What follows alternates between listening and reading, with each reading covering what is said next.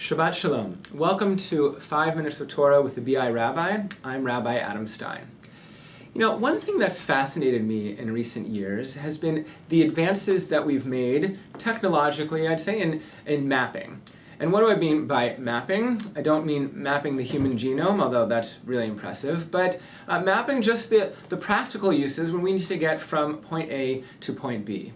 Now, I certainly remember a time when, and you probably remember this too, people were buying these GPS devices, paying hundreds of dollars for these things at London Drugs or Best Buy or wherever, where you adhere it to the windshield in your car or your dashboard, and then you put in the address and then it takes you where you need to go. And this was before these maps on the screens in our cars were very prevalent in lots of cars, especially affordable cars, but it's also before so many of us had this for free or for cheap built into our smartphones. So now you put the smartphone up, maybe attached to the air conditioning vent, or you have it built into your car if you got a new car, at least one recently, and it's easy. We don't have to go buying these things from the store. But before that, I remember, we spent years printing out directions from MapQuest or Google Maps. I remember my car sometimes was littered with these printouts from different places I was going. And I do recall, I am old enough to remember, before printing out those maps, there were these things that we kept in our cars in the little pocket next to the, in the glove box or the pocket on the door. And they were these big foldable things, and we called those maps. Sometimes they folded up, sometimes they were hundreds of pages of books, and you got in your car and you looked at the map and figured out where to go, and some computer wouldn't actually just give you the route.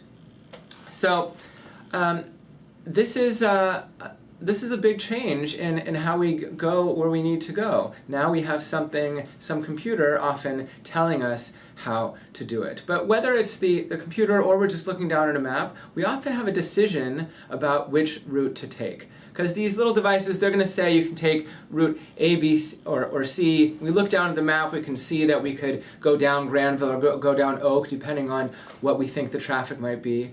And often it's a decision like, do we take route A, which is the most direct, but it might bring me into that rush hour traffic? Do I take route B, which is a little less direct, more kilometers, but less traffic? Or route C, which might be way longer distance-wise, but definitely less traffic and might actually have some good scenery. Now we can let Waze or Google Maps or Apple Maps suggest one to us, but often we have the choice between the 2 or 3 routes. So in the beginning of our Parshat today, we have a very similar situation. It's the beginning of Parshat Beshalach. The very first sentence, it says the children of Israel who have just left Egypt, they're going along, and we read that God did not lead them by the way of the Philistines, although it was nearer.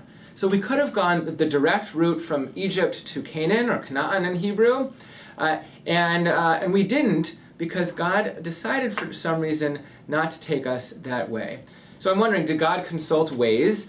Now, Waze was developed in Israel before they sold it to Google. So God maybe consults Waze. They tell God there'll be some traffic on the direct route through the coast, through the Philistines' way. So then God decides to take some other route where we go through some small streets in Shaughnessy and Kitsilano before getting over to Broadway or 4th and the bridge. No. God decides because the people may have a change of heart when they see war and return to Egypt. He's worried if they get into some sort of conflict with the Philistines as they go the direct route, they may get scared and say, you know what, we'd rather go back to slavery than deal with this war thing.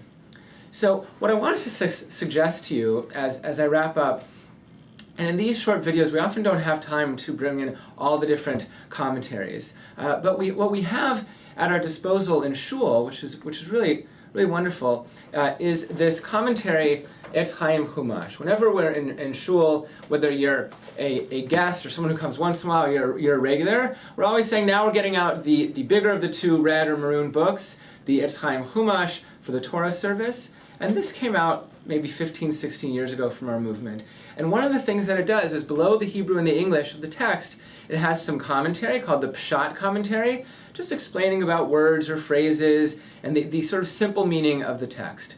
And below a horizontal line on almost every page is what they call the Drash commentary.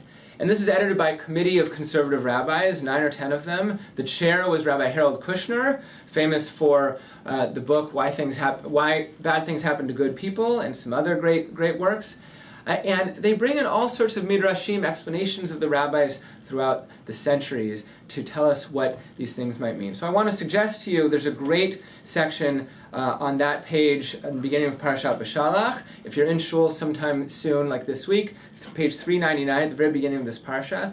And the Drash commentary that this committee put together brings in all sorts of commentaries from famous commentators, Rambam, Rashi, Ibn Ezra, etc. And the one that I'll point out to you that I think is very meaningful is there's a midrash, rabbinic explanation, that understands the phrase, God did not lead them through the direct route, as instead, God was not comforted. Taking that word for lead, nacham, instead of leading, as comforting. Nichum avilim is comforting the mourners. So God was not comforted.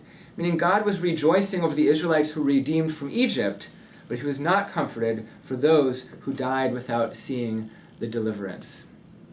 Some died in Egypt, of course, throughout the years in slavery, and didn't get to see the time of being delivered from Egypt. So I'll wrap up just by telling you a couple great things we have going on here at our shul. We have a family Havdalah program this coming Saturday at 4:30 p.m., and it includes dinner, includes a wonderful musical Havdalah and a family craft. We have over 100 people coming already, a young family-oriented program. Online registration is closed, but if we still have a little bit of room, so if you call the office, we'd love to fit you in. And the last thing is our Tu B'Shvat program on February 3rd. We have Lisa Romales, a great educator who's a member of our shul, leading a kids' Tu B'Shvat Seder during our main service. And in our main service, we have a great speaker, Liron Gertzman, talking about the environment and Tikkun Olam. Looking forward to seeing you at both these programs, and Shabbat Shalom.